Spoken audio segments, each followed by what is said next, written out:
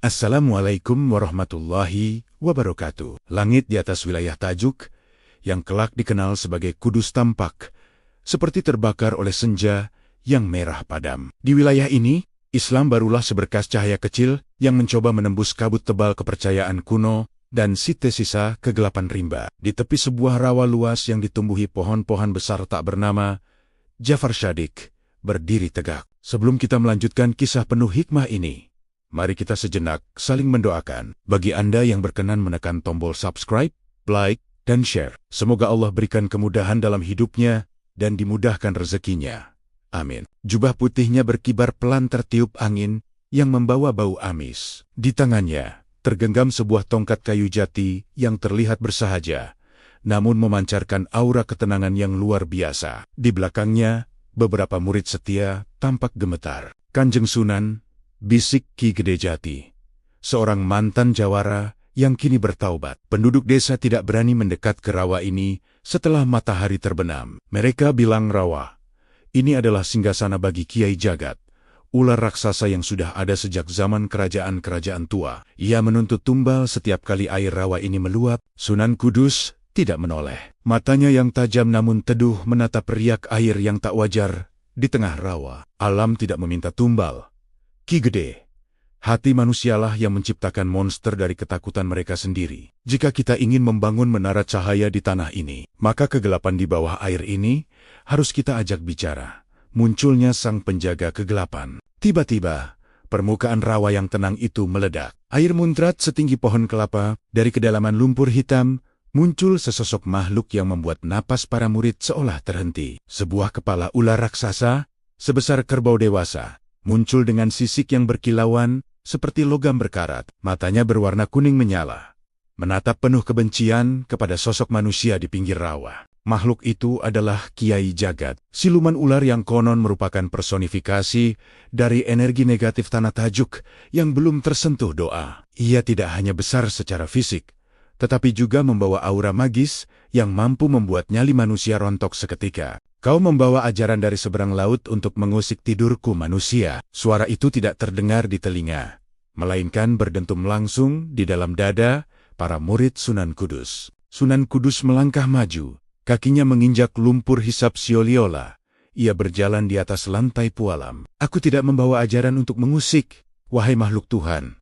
Aku membawa salam kedamaian. Tanah ini akan menjadi tempat sujud, dan airmu akan menjadi sarana pembersih diri wudu. Mengapa kau harus menjadi penghalang? Duel tongkat dan taring. Ular raksasa itu meraung, sebuah suara yang membuat burang-burang di hutan jatuh berjatuhan. Ia meluncur deras, membuka mulutnya yang dipenuhi taring berbisa sebesar pedang. Serangan itu begitu cepat, namun Sunan Kudus tetap berdiri diam. Saat kepala ular itu hanya berjarak beberapa jengkal dari tubuhnya, Sunan Kudus mengangkat tongkat kayunya secara perlahan. Beliau tidak memukul, melainkan hanya menempelkan ujung tongkatnya ke dahi sang ular. Zu! Seketika, gelombang energi putih yang sangat halus merambat dari tongkat tersebut. Ular yang tadinya beringas itu mendadak terpaku. Seluruh otot raksasanya melemas. Ia merasakan sebuah kekuatan yang bukan berasal dari amarah, melainkan dari ma'rifatullah, kekuatan yang mengenalkannya pada hakikat penciptaan. Di mata Kiai Jagat, sosok Sunan Kudus tidak lagi terlihat sebagai manusia kecil, melainkan sebagai samudera cahaya yang tak bertepi. Ular itu menundukkan kepalanya hingga menyentuh lumpur. Air matanya, yang sebesar buah kelapa, jatuh membasahi tanah. Ampunkan kegelapanku, Kanjeng Sunan. Bisik siluman itu, kini suaranya melunak. Makrifat alam mengubah musuh menjadi penjaga. Sunan Kudus mengelus kepala ular raksasa tersebut dengan kasih sayang seorang ayah. Aku tidak akan membunuhmu, karena kau juga adalah iyat-iyat Tuhan yang tercipta di bumi ini. Menetaplah di kedalaman rawa ini, jagalah keseimbangan airnya, dan jangan pernah lagi kau menakuti hamba-hamba Allah yang hendak beribadah. Sekara ajaib ular raksasa itu perlahan mengecil. Sisiknya yang kasar berubah menjadi halus. Lalu ia menyelam kembali ke dalam rawa yang kini airnya mendadak menjadi jernih dan berbau harum. Sejak saat itu, daerah rawa yang angker tersebut berubah menjadi sumber mata air kehidupan bagi masyarakat Tajuk. Ingatlah murid-muridku, ucap Sunan Kudus kepada para pengikutnya yang masih terpaku. Kesaktian bukan untuk menindas, tapi untuk menundukkan nafsu dan kegelapan agar kembali pada fitrahnya. Besok, kita akan mulai meletakkan batu pertama untuk masjid kita. Namun, tantangan sesungguhnya bukanlah ular di rawa, melainkan hati manusia yang masih sekeras batu karang. Firasat masjid yang berpindah, kemenangan Sunan Kudus atas Kiai Jagat, menyebar hingga ke telinga para penguasa lama dan tokoh-tokoh sakti yang merasa terancam. Mereka tidak ingin Tajuk berubah menjadi pusat Islam. Malam itu, saat Sunan Kudus sedang bersujud di sela-sela pembangunan masjid, beliau menerima sebuah isyarat langit. Ada sebuah masjid tua di wilayah Jawa Timur Glagahwangi yang sedang terancam dihancurkan oleh konflik politik. Sunan Kudus merasa bahwa masjid tersebut memiliki ruh yang harus diselamatkan dan dibawa ke Tajuk. Masjid itu harus berada di sini sebelum fajar menyingsing, gumam Sunan Kudus. Ki Gede Jati terperanjat. Kanjeng Sunan, jarak dari sini ke sana adalah perjalanan berhari-hari menembus hutan dan gunung. Bagaimana mungkin membawa sebuah bangunan utuh dalam satu malam? Sunan Kudus hanya tersenyum tipis. Sorot matanya menatap ke arah timur. Beliau mulai melipat lengan baju jubahnya. Malam itu, sebuah keajaiban yang akan mengubah sejarah arsitektur Nusantara akan segera dimulai. Malam di wilayah Tajuk mendadak menjadi sangat sunyi, seolah alam semesta sedang menahan napas. Sunan Kudus berdiri di titik pusat bakal imam masjid yang sedang dibangun. Beliau tidak membawa perlengkapan perang, hanya sebuah sorban hijau yang tersampir di pundak dan keyakinan yang menghujam ke arasi. Ki Gede Jati panggil Sunan Kudus dengan suara yang tenang namun berwibawa.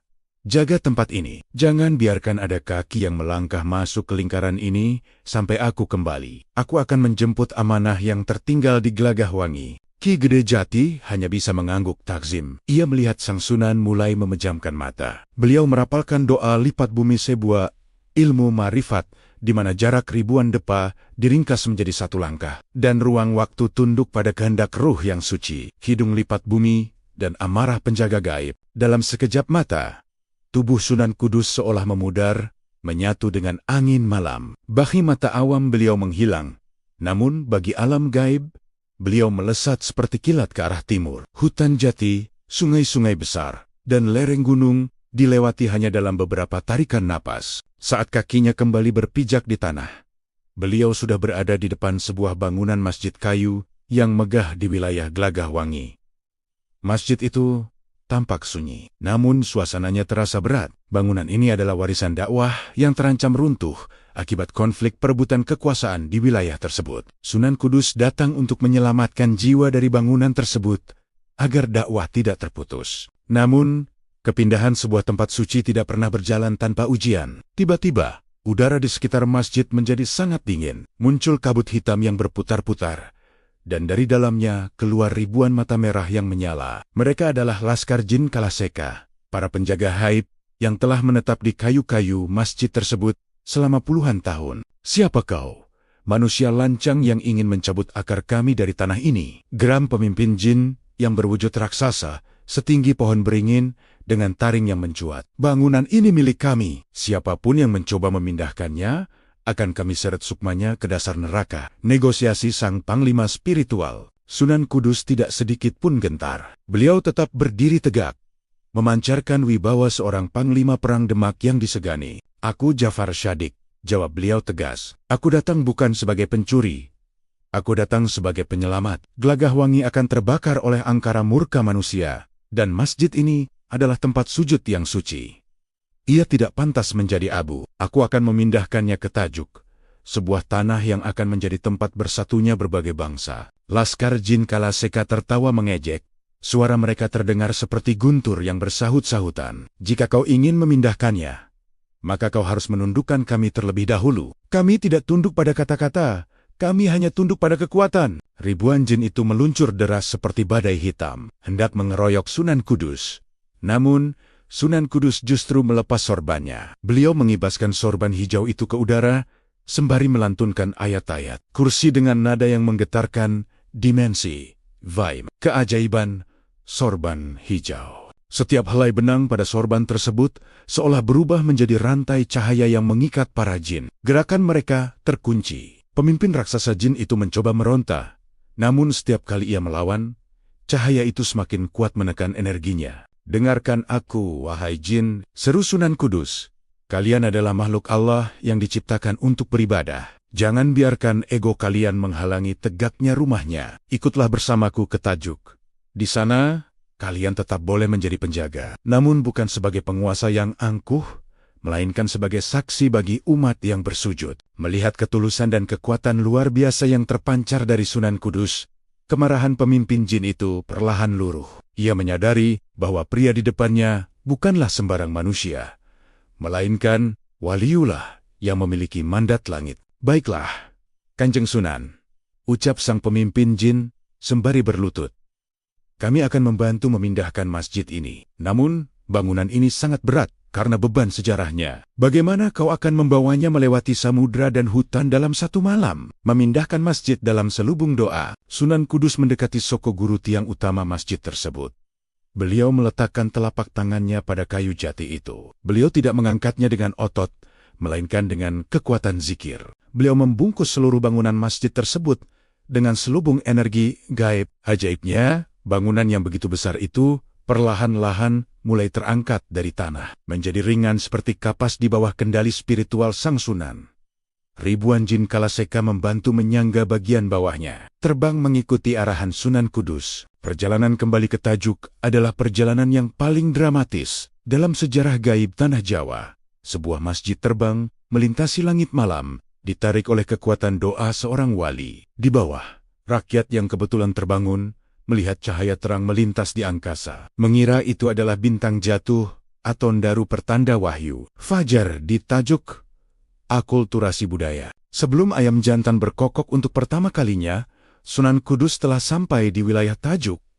Beliau meletakkan masjid dari gelagah wangi itu tepat di atas pondasi yang telah disiapkan. Namun, beliau tidak hanya sekadar meletakkannya. Sunan Kudus memiliki visi yang lebih besar. Beliau ingin masjid ini menjadi tempat yang ramah bagi masyarakat Hindu-Buddha yang masih dominan di Tajuk. Beliau mulai merancang sebuah menara yang bentuknya menyerupai candi-candi di Jawa Timur. Sebagai bentuk penghormatan dan strategi dakwah yang lembut, "Mulai hari ini," ucap Sunan Kudus saat matahari pertama menyentuh menara masjid. "Tempat ini tidak lagi disebut Tajuk. Kita akan menamainya Al-Quds, yang kelak akan di lidah rakyat menjadi kudus. Di sini tidak boleh ada darah sapi yang tumpah sebagai bentuk hormat kita pada saudara-saudara Hindu." Namun, keberhasilan Sunan Kudus membangun masjid hanya dalam satu malam memicu amarah dari seorang pendekar sakti bernama Ki Ageng Kebo Kenongo dan pengikutnya yang merasa ilmu mereka dilangkahi. Di episode selanjutnya, Sunan Kudus harus menghadapi tantangan adu ilmu yang akan menguji kesabaran dan kecerdasan beliau sebagai Hakim Agung. Berdirinya Masjid Al-Aqsa di Tanah Kudus yang muncul secara gaib dalam satu malam memicu kegemparan yang luar biasa. Rakyat jelata memandangnya sebagai mukjizat, namun bagi para penguasa lama dan tokoh sakti, hal itu adalah ancaman nyata terhadap otoritas mereka. Di antara para penentang itu, muncul sosok yang paling disegani, Ki Ageng Kebo Kenongo. Sang Ki Ageng bukan sekadar pendekar biasa. Ia adalah murid dari Syekh Siti Jenar yang memiliki pemahaman manunggaling kawula Gusti yang radikal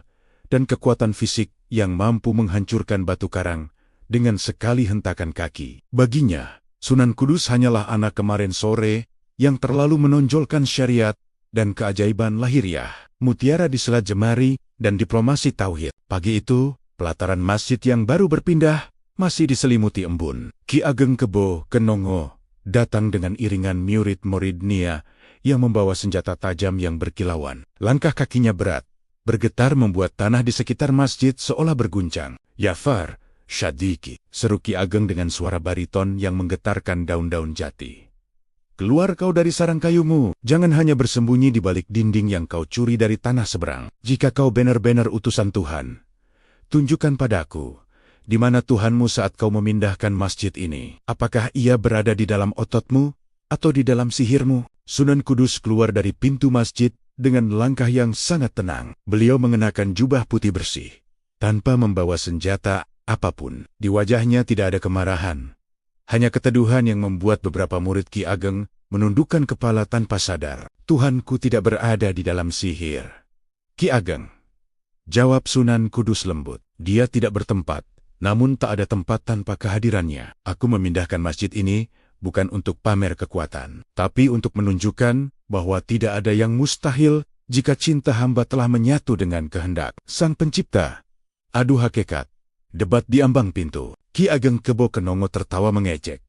Bicara memang mudah. Banyak orang bisa memindahkan gunung dengan bantuan jin, tapi sedikit yang benar-benar paham hakikat batin. Kau sibuk membangun gedung, padahal Tuhan tidak butuh gedung. Ia ada di dalam diri kita. Mengapa kau membebani rakyat dengan aturan syariat yang kaku? Debat pun memanas. Ki Ageng mencoba memojokkan Sunan Kudus dengan pertanyaan-pertanyaan makrifat yang rumit.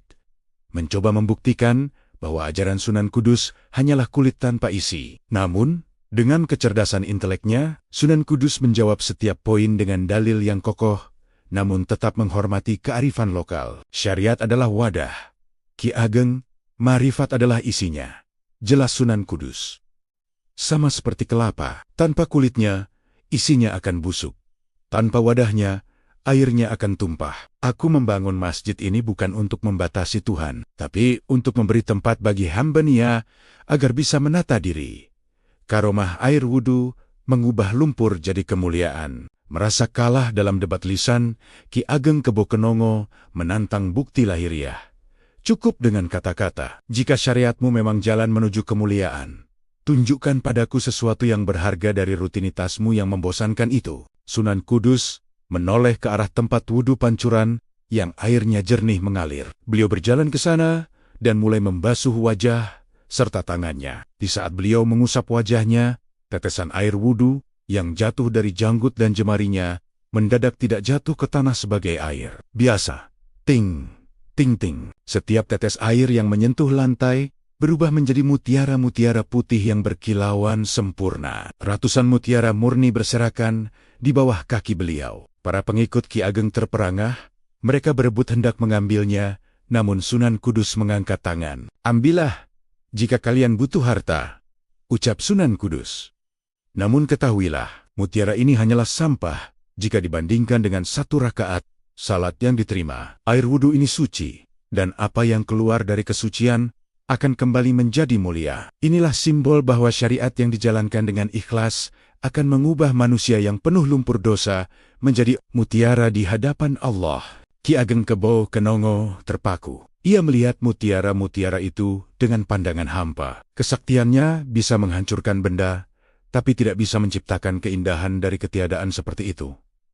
Diplomasi sapi, merangkul tanpa menyakiti. Meski takjub, Ki Ageng masih memiliki harga diri yang tinggi. Ia masih merasa bahwa ajaran Islam akan menghancurkan tatanan masyarakat Hindu yang menganggap sapi sebagai hewan suci. Kau bisa membuat mutiara, tapi kau akan membuat darah mengalir di tanah ini jika pengikutmu mulai menyembelih sapi, ancam Ki Ageng. Sunan Kudus tersenyum bijak. Beliau kemudian naik ke atas mimbar dan mengumumkan maklumat yang hingga kini menjadi tradisi di Kudus. Dengarkan semua, mulai hari ini, aku melarang seluruh umat Islam di Kudus untuk menyembelih sapi. Hormatilah perasaan saudara-saudara kita yang memuliakan hewan tersebut. Untuk ibadah kurban, gunakanlah kerbau. Kita adalah tamu di tanah ini, dan Islam tidak datang untuk merusak, melainkan untuk memperindah. Mendengar hal itu, pertahanan batin Ki Ageng Kebo Kenongo runtuh. Ia melihat seorang pemimpin yang tidak hanya sakti dan cerdas, tapi memiliki empati yang luar biasa besar. Ia menyadari bahwa Sunan Kudus tidak sedang menjajah budayanya, melainkan sedang menjahit persaudaraan baru. Ancaman dari lembah gelap. Ki Ageng Kebo Kenongo akhirnya membubarkan pasukannya dengan rasa hormat yang mendalam. Namun, kedamaian itu terusik kembali. Di balik hutan muria, seorang penyihir hitam bernama Nyi Ageng Keting yang merasa kehilangan panggung sejak kedatangan Sunan Kudus, mulai mengirimkan wabah pagebluk penyakit misterius ke arah pemukiman Kudus. Penduduk desa mulai jatuh satu persatu dengan tubuh yang menghitam dan muntah darah. Masjid menara yang baru berdiri kini dikepung oleh kabut berbau belerang yang mematikan. Pagebluk ini bukan sembarang penyakit, gumam Sunan Kudus sembari memegang dahi salah satu muridnya yang terkapar. Ini adalah racun batin yang dipadatkan. Sunan Kudus harus masuk ke dalam perang haib yang lebih besar, di mana beliau akan menggunakan menara Kudus sebagai pemancar doa untuk menghalau serangan gaib tersebut.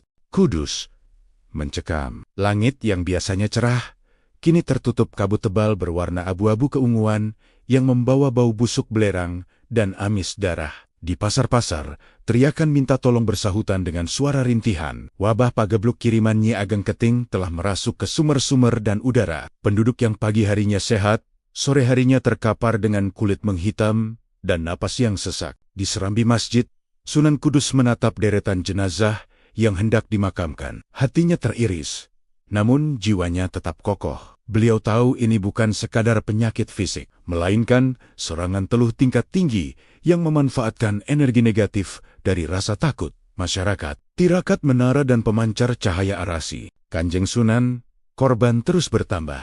Obat-obatan herbal tidak mempan.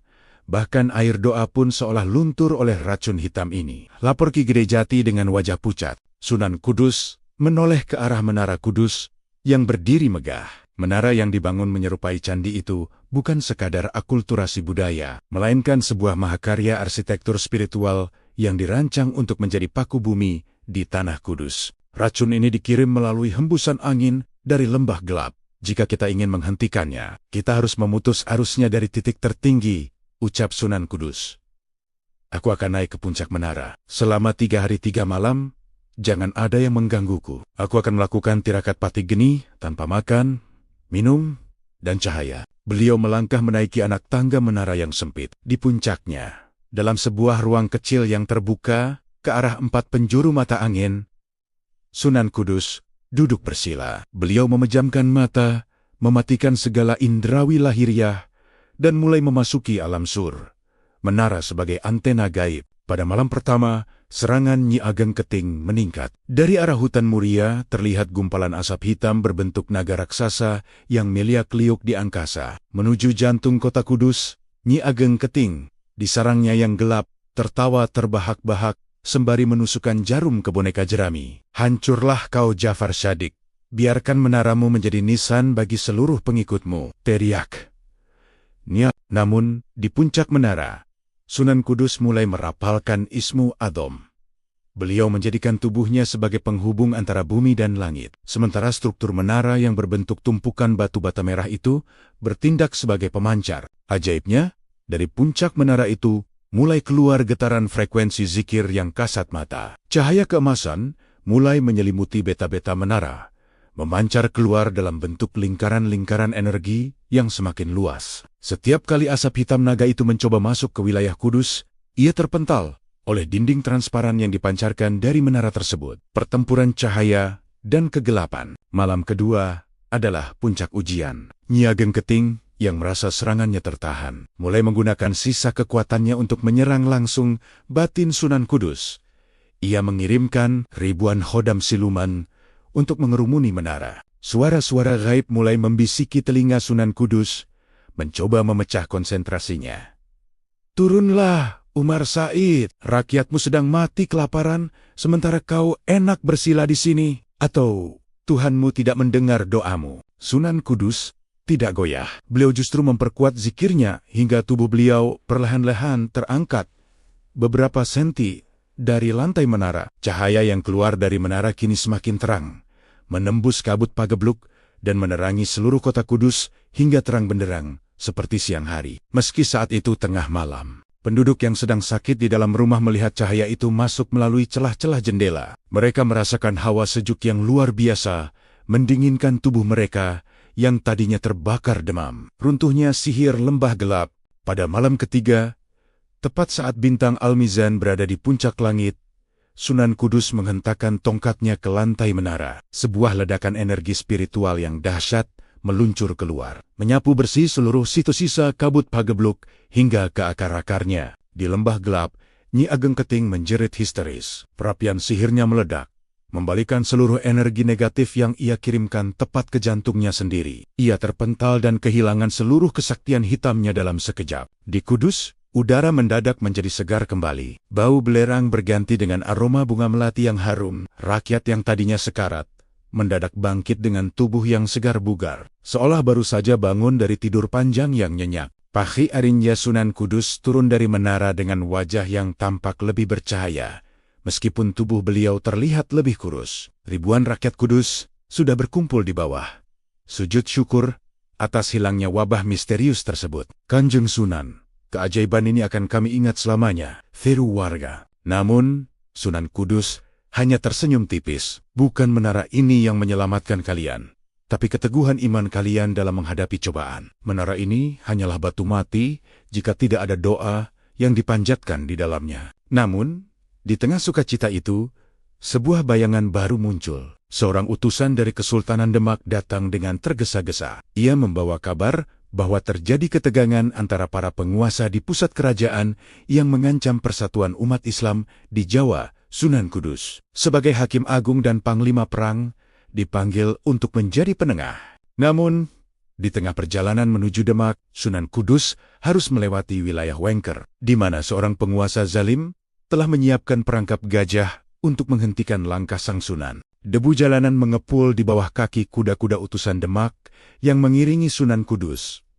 Perjalanan menuju pusat kesultanan bukan sekadar perjalanan fisik, melainkan misi diplomasi tingkat tinggi untuk memadamkan bara api perselisihan antar para bangsawan. Namun, wilayah yang mereka lalui, Wengker, sedang berada di bawah kendali Adipati Suroloyo, seorang penguasa yang tamak dan merasa terancam oleh pengaruh besar para wali Songo. Wengker saat itu sedang dilanda paceklik hebat, tanah retak-retak seperti sisik naga, dan lumbeng-lumbeng desa kosong melompong. Bukannya menolong rakyat, Adipati Suroloyo justru mengerahkan seluruh sumber dayanya untuk memperkuat militer, termasuk menyiapkan jebakan maut bagi Sunan Kudus yang dianggapnya sebagai provokator rakyat. Rombongan Sunan Kudus memasuki sebuah lembah sempit yang diapit oleh tebing-tebing karang tinggi. Suasana mendadak sunyi, terlalu sunyi hingga kicauan burung pun tak terdengar. Ki Gede Jati yang berada di samping sang Sunan mengeratkan genggamannya pada hulu keris. "Kanjeng,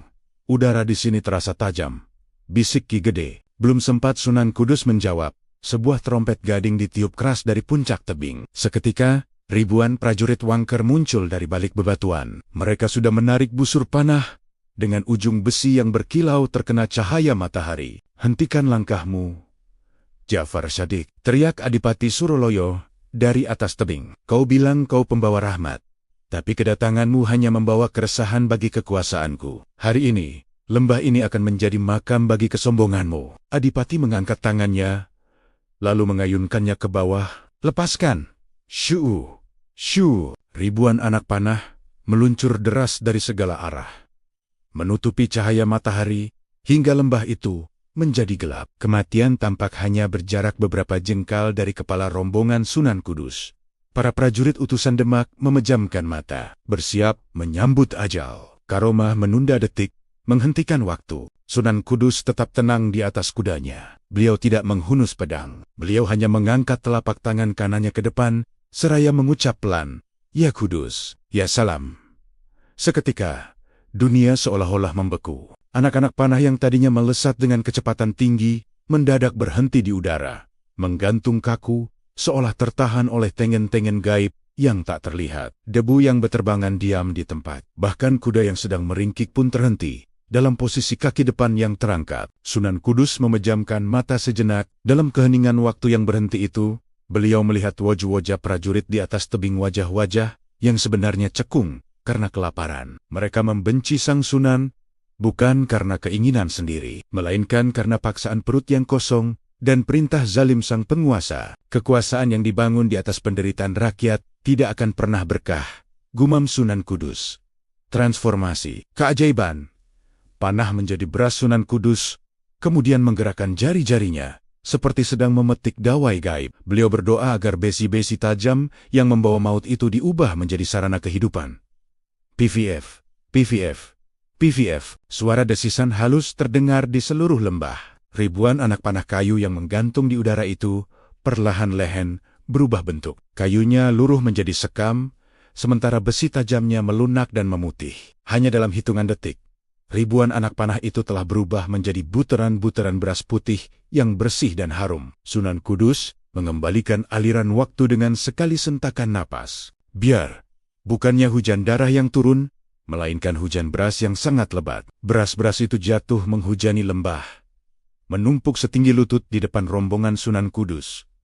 Rakyat jelata dan para prajurit yang tadinya siap membunuh, kini terpaku melihat mukjizat tersebut. Aroma nasi mentah yang segar memenuhi udara Wengker yang gersang. Para prajurit Adipati Suroloyo jatuh berlutut. Rasa lapar yang menyiksa selama berbulan-bulan membuat mereka tak kuasa menahan diri. Mereka memunguti baras-baras itu dengan tangisan haru. Adipati Suroloyo yang menyaksikan peristiwa itu dari atas tebing merasa seluruh sendi tulangnya lepas. Senjata pamungkasnya diubah menjadi makanan di depan matanya sendiri. Sunan Kudus mendongak, menatap sang Adipati dengan pandangan yang membuat pria zalim itu merasa kecil. Adipati, senjatamu adalah maut, tapi Tuhanku adalah sumber kehidupan. Berikan makan rakyatmu, atau bumi ini sendiri yang akan menelan kekuasaanmu. Adipati Suroloyo turun dari tebing dengan tertatih.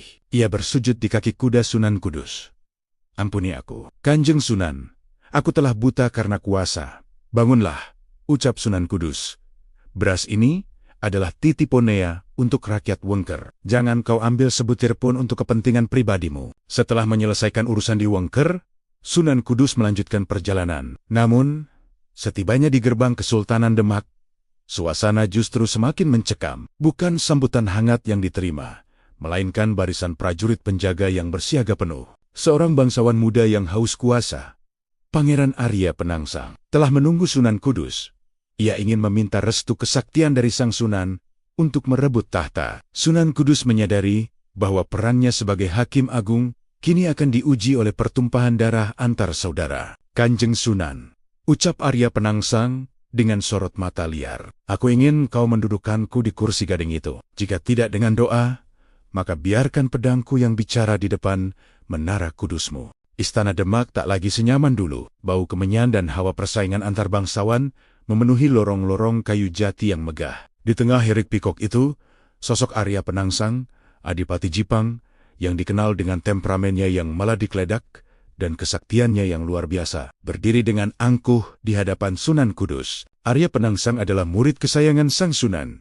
Namun ambisinya akan takhta Demak telah membutakan mata batinnya. Ia merasa paling berhak atas kursi kekuasaan setelah kematian Sultan Trenggana. Kanjeng Sunan, ucap Arya Penangsang dengan suara yang menggelegar. Tangannya tak lepas dari hulu keris Kiai Setan Kober yang legendaris.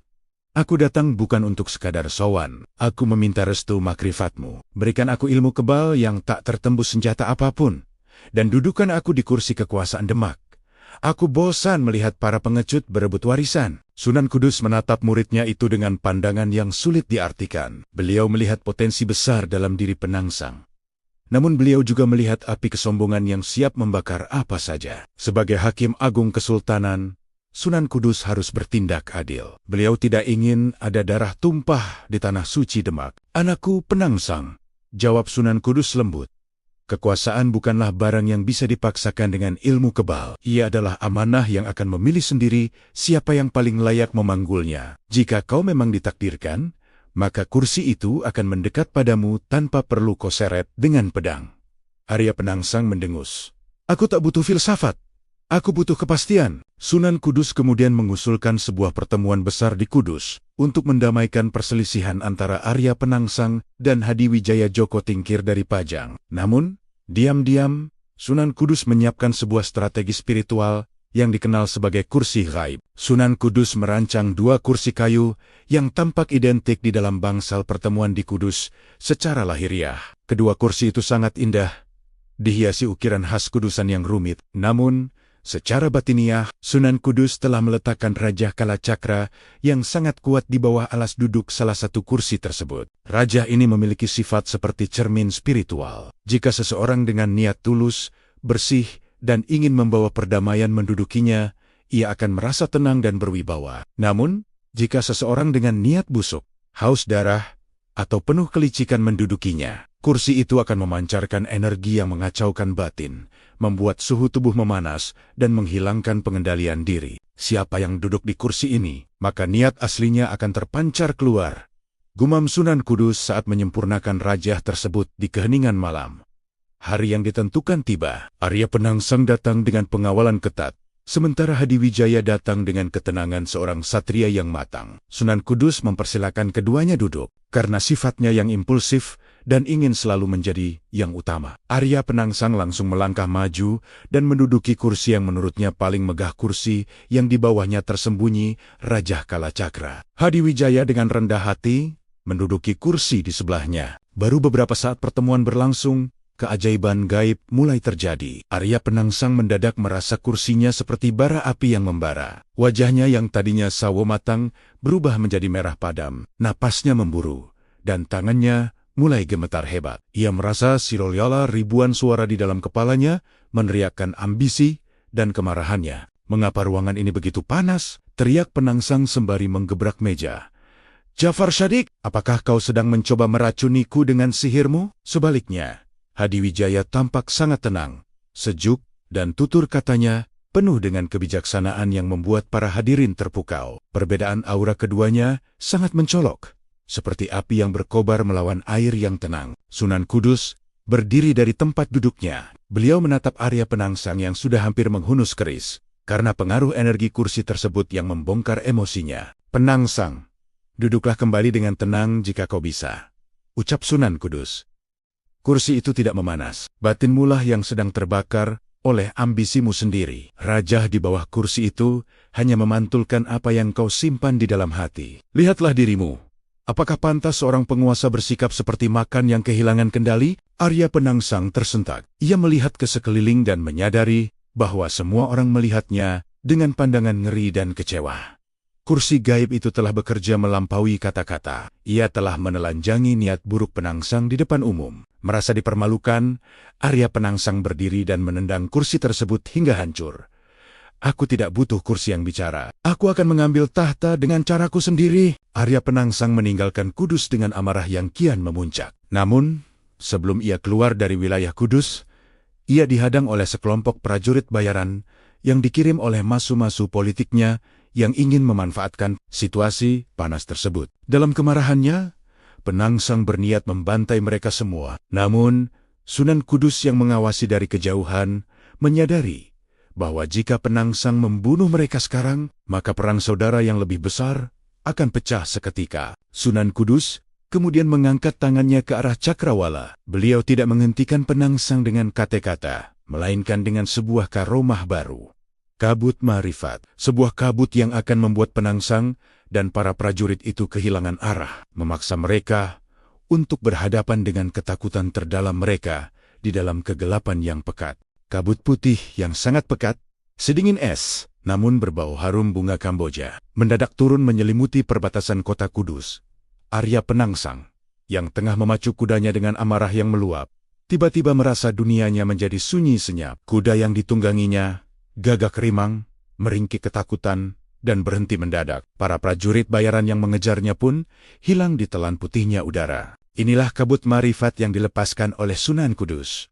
Di dalam kabut ini, hukum ruang dan waktu memudar. Arya Penangsang tidak lagi melihat hutan atau jalanan, melainkan sebuah hamparan cermin haib yang memperlihatkan masa depannya. Di dalam dimensi kabut tersebut, Arya Penangsang melihat dirinya sendiri bersimbah darah di tepi sebuah sungai. Ia melihat keris Kiai Setan Kober miliknya justru menjadi penyebab kematiannya sendiri akibat amarah yang tak terkendali. Ia melihat Jipang Panolan terbakar dan rakyatnya menangisi miat-miat yang bergelimpangan. "Inikah yang kau cari, Penangsang?" Suara Sunan Kudus bergema dari segala penjuru. Meski sosoknya tak terlihat, kekuasaan yang kau bangun di atas tumpukan bangkai hanya akan melahirkan nisan bagi dirimu sendiri. Kembalilah pada hati yang jernih, atau kau akan menjadi sejarah yang hanya dikenang karena dendamnya. Penangsang berlutut, memegangi kepalanya yang terasa mau pecah. Visi itu terlalu nyata. Nafsunya yang tadinya membara, kini beradu dengan rasa ngeri yang luar biasa. Namun, di luar dimensi kabut tersebut, situasi menjadi sangat genting. Para pengawal setia Arya Penangsang dari Jipang, yang dipimpin oleh Panglima Beringas bernama Suro Menggolo, mengira Sunan Kudus telah melakukan makar. Mereka tidak bisa melihat apa yang terjadi di dalam kabut. Yang mereka lihat hanyalah tuan mereka lenyap di telan asap putih setelah keluar dari pertemuan dengan Sang Sunan. "Jafar Shadiq telah mengkhianati kita. Dia menculik Adipati Jipang dengan sihirnya," teriak Suro Menggolo sembari menghunus pedang besarnya. "Serbu Kudus!" Ratakan menara itu jika mereka tidak mengembalikan tuan kita? Ratusan pasukan elit Jipang yang terkenal kejam mulai bergerak maju. Mereka adalah pasukan yang tidak takut mati, terlatih di medan tempur yang keras. Ki Gede Jati dan beberapa santri penjaga gerbang mulai panik. Mereka tahu Sunan Kudus tidak mengizinkan ada pertumpahan darah di tanah suci ini. Namun bagaimana melawan ratusan prajurit bersenjata lengkap tanpa kekerasan? Sunan Kudus yang tengah melakukan murakabah meditasi di serambi masjid membuka matanya. Beliau merasakan getaran kebencian yang mendekat ke arah gerbang. Beliau berdiri, berjalan dengan tenang menuju hamparan pasir yang berada di halaman masjid. Beliau membungkuk, mengambil segenggam pasir putih, lalu membacakan ayat-ayat dari surah Al-Anfal. Dan bukanlah engkau yang melempar ketika engkau melempar, tetapi Allah lah yang melempar. Sunan Kudus meniup pasir di telapak tangannya ke arah pasukan Jipang yang sedang berlari menuju gerbang. Seketika, butiran-butiran pasir itu membesar dan menggumpal di udara. Di mata Suro Menggolo dan pasukannya, butiran pasir itu berubah menjadi ribuan prajurit raksasa yang mengenakan baju zirah emas. Mereka muncul dari tanah, dari pepohonan, dan dari udara kosong. Prajurit-prajurit raib ini berdiri tegak, membawa tombak cahaya yang memancarkan aura yang sangat menekan. "Setan apa ini?" teriak Suro Menggolo. Langkahnya terhenti. Setiap kali prajurit Jipang mencoba menyerang, pedang mereka hanya menembus udara, seolah-olah lawan mereka terbuat dari asap. Namun, saat prajurit pasir itu mengibaskan tangannya, pasukan Jipang terpental jauh ke belakang, terjungkal tanpa ada luka fisik, melainkan hanya rasa lemas yang luar biasa di seluruh persendian mereka. Pertempuran itu terjadi dalam kesunyian yang aneh. Tak ada denting pedang yang beradu, hanya suara angin dan suara debu yang jatuh. Prajurit pasir itu tidak membunuh. Mereka hanya menghalangi jalan dan melucuti senjata para penyerbu dengan kekuatan haib. Senjata-senjata besi milik pasukan Jipang mendadak melunak seperti lilin saat bersentuhan dengan tangan prajurit pasir tersebut. Suro Menggolo gemetar. Ia melihat barisan prajurit pasir itu semakin banyak, mengepung mereka dalam lingkaran yang tak terpatahkan. Ia merasa seolah-olah seluruh bumi kudus sedang bangkit untuk mengusir mereka. "Kami tidak datang untuk berperang dengan kalian," suara Sunan Kudus tiba-tiba terdengar di tengah kerumunan prajurit Jipang. Sosok beliau muncul di antara barisan prajurit pasir tersebut. "Tuan kalian sedang belajar tentang jati dirinya di dalam sana. Pulanglah, atau tetaplah di sini sebagai tamu, bukan sebagai perusak." Bersamaan dengan itu, kabut marifat perlahan menyibak. Arya Penangsang muncul dari balik kabut dengan wajah yang pucat dan mata yang sembab. Ia turun dari kudanya, berjalan gontai, lalu bersujud di hadapan Sunan Kudus, di depan pasukannya yang tertegun. "Kanjeng Sunan, ampunkan hamba," isak Penangsang. "Hamba telah melihat akhir yang menyedihkan. Dari ambisi hamba tidak ingin menjadi nisan yang dikutuk sejarah." Pasukan Jipang yang melihat tuan mereka bersujud, langsung menjatuhkan diri mereka ke tanah. Prajurit-prajurit pasir raksasa itu pun perlahan luruh, kembali menjadi butiran pasir biasa yang tersapu angin malam. Kota Kudus tetap suci. Tak ada setetes pun darah yang tumpah di tanahnya hari itu. Namun, perdamaian ini hanyalah jeda singkat. Di kejauhan, para antek penjajah dan pihak-pihak yang tidak senang dengan persatuan tanah Jawa mulai mengatur siasat baru. Mereka mengirimkan seorang mata-mata licik bernama Mestika Wengi, seorang wanita cantik yang memiliki ilmu sihir suara yang mampu menghancurkan hubungan antara guru dan murid melalui bisikan fitnah. Mestika Wengi berencana mendekati Sunan Kudus dengan menyamar sebagai pengungsi yang teraniaya, bertujuan untuk mencari kelemahan masjid dan menara yang menjadi jantung kekuatan spiritual Kudus. Suasana di lingkungan pesantren Kudus yang biasanya tenang dengan lantunan ayat suci mendadak berubah menjadi gerah. Ada ketegangan yang tidak kasat mata, seperti bara dalam sekam. Hal ini bermula sejak kedatangan seorang wanita bernama Mestika Wengi. Ia datang dengan pakaian compang-camping, mengaku sebagai janda korban kekejaman perampok di wilayah pesisir. Namun, di balik wajah ayunya yang sendu, Mestika Wengi membawa racun yang lebih mematikan daripada wabah pagebluk. Ia adalah agen dari pihak-pihak yang ingin meruntuhkan wibawa Sunan Kudus. Senjata utamanya adalah sihir suara, sebuah kemampuan untuk menanamkan kebencian melalui bisikan yang terdengar sangat masuk akal. "Apakah kalian tidak merasa aneh?" bisik Mestika Wengi kepada sekelompok santri senior di dapur umum. Sunan Kudus melarang menyembelih sapi demi menghormati kaum Hindu. Tapi, bukankah itu berarti beliau lebih mendahulukan hati kaum kafir daripada syariat kurban kita sendiri? Jangan-jangan iman sang Sunan telah luntur oleh kemewahan dunia. Bisikan-bisikan seperti itu disebar dengan sangat halus. Di sudut lain, ia menghasut warga bahwa harta mutiara hasil karomah air wudhu Sunan Kudus sebenarnya adalah harta curian dari kerajaan gaib yang akan membawa kutukan. Perlahan, benih keraguan mulai tumbuh. Santri-santri yang biasanya takzim kini mulai berbisik-bisik saat sang Sunan lewat. Suasana pesantren menjadi dingin, dipenuhi prasangka. Ki Gede Jati merasakan perubahan itu. Kanjeng, ada duri di dalam daging kita. Santri-santri mulai bertanya-tanya tentang kebijakan Anda. Wanita bernama Mestika itu. Mulutnya manis, tapi auranya hitam. Sunan Kudus yang sedang merapikan kitabnya hanya tersenyum tipis. Beliau tidak perlu memati-moti setiap sudut pesantren. Beliau memiliki karomah talinggan gaib, pendengaran batin. Meskipun beliau berada di dalam kamarnya, beliau mampu mendengar bisikan hati dan percakapan rahasia dari jarak bermil-mil, seolah-olah suara itu berada tepat di depan telinganya. Malam itu, Sunan Kudus duduk terdiam di bawah bayangan Menara Kudus.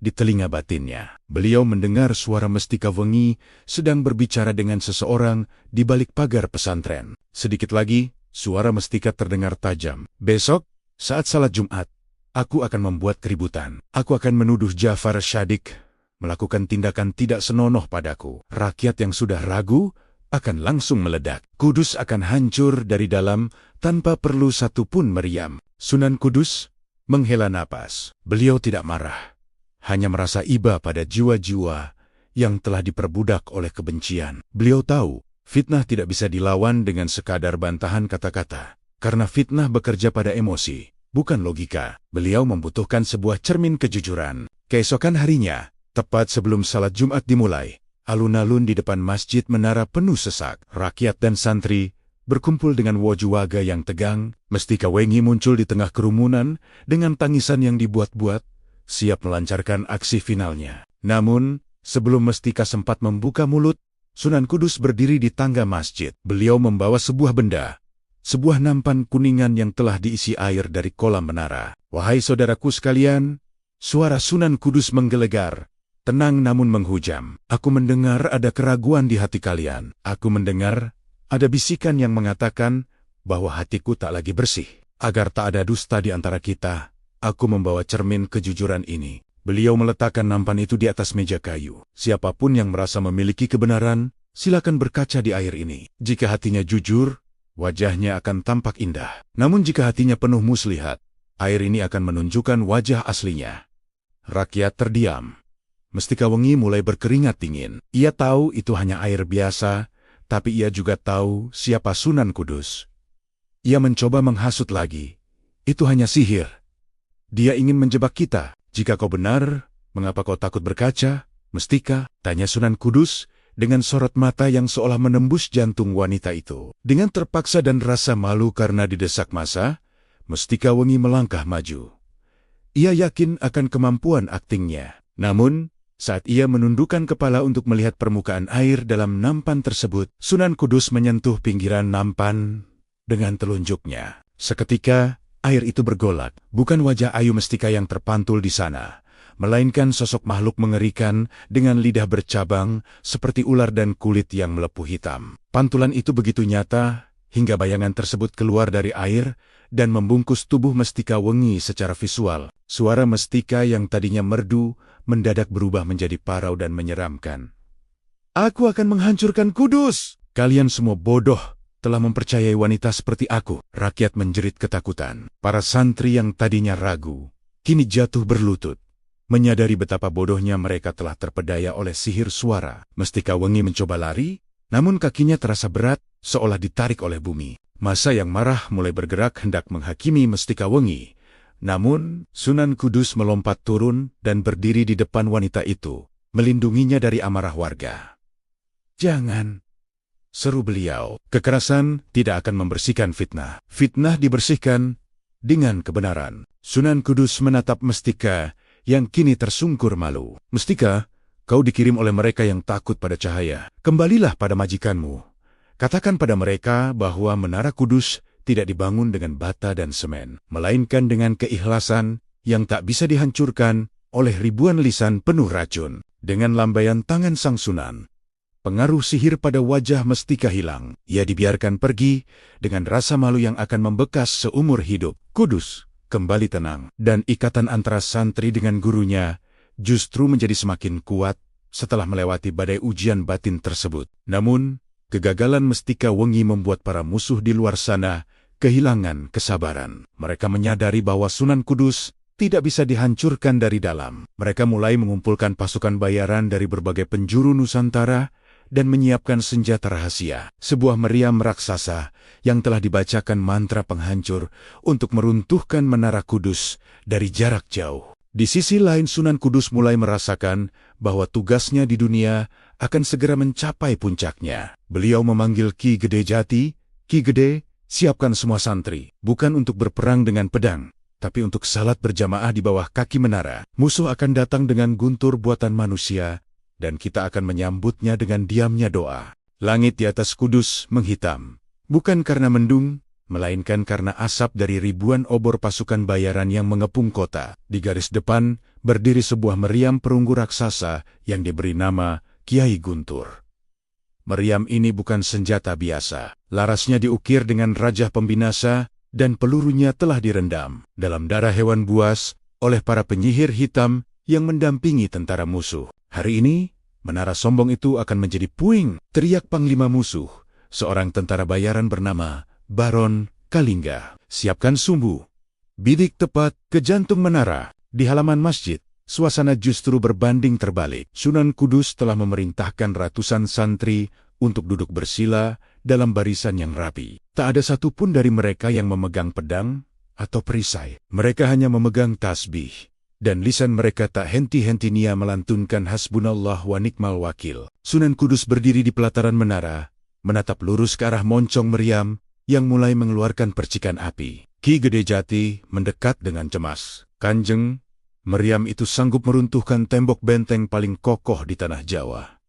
Apa kita hanya akan berdiam diri? Besi hanya tunduk pada api, Ki Gede," jawab Sunan Kudus tenang. "Tapi api tunduk pada air, dan air tunduk pada kehendak yang maha menghidupkan. Biarkan mereka mengerahkan gurunya, kita miliki pemilik guntur yang sebenarnya." Peluru kapas dan isyarat tangan sang wali Bumpatmu. Suara ledakan menggelegar dahsyat. Tanah Kudus berguncang. Sebuah bola besi membara melesat cepat, membelah udara menuju puncak Menara Kudus. Rakyat yang melihat dari kejauhan menjerit ketakutan, membayangkan menara kebanggaan mereka akan hancur berkeping-keping. Namun, tepat saat peluru meriam itu berada beberapa meter di depan menara, Sunan Kudus mengangkat tangan kanannya. Beliau hanya mengibaskan telapak tangannya ke samping, seperti sedang mengusir lalat. Seketika, bola besi yang panas dan mematikan itu mendadak melambat. Warnanya yang merah membara luruh, tekstur besinya melembut, dan dalam sekejap berubah menjadi gumpalan kapas putih yang besar. Kapas itu jatuh perlahan dan memantul di tanah tanpa suara sedikit pun. Baron Kalingga terbelalak. "Tembak lagi!" Isi dengan mesiu ganda. Tembakan kedua menyusul. Kali ini Sunan Kudus tidak mengubahnya menjadi kapas. Beliau melingkarkan jarinya di udara, membentuk gerakan memutar. Peluru meriam itu seolah-olah ditarik oleh magnet raksasa, berbelok arah secara tajam 180 derajat. Ia meluncur kembali ke arah pasukan musuh dan meledak tepat di gudang mesiu mereka sendiri. Kepanikan luar biasa melanda pasukan pengepung. Senjata mereka sendiri menjadi bumerang yang menghancurkan moral dan kekuatan mereka. Pertemuan di puncak menara, amanat terakhir. Di tengah kekacauan di bawah, Sunan Kudus mendadak merasakan panggilan yang sangat kuat dari puncak menara. Beliau menaiki anak tangga kayu satu persatu dengan langkah yang terasa sangat ringan. Setibanya di ruang paling atas, beliau menemukan sesosok pria tua berjubah hijau zamrud, yang wajahnya memancarkan cahaya yang lebih terang dari matahari. Beliau adalah Nabi Khidir alaihissalam,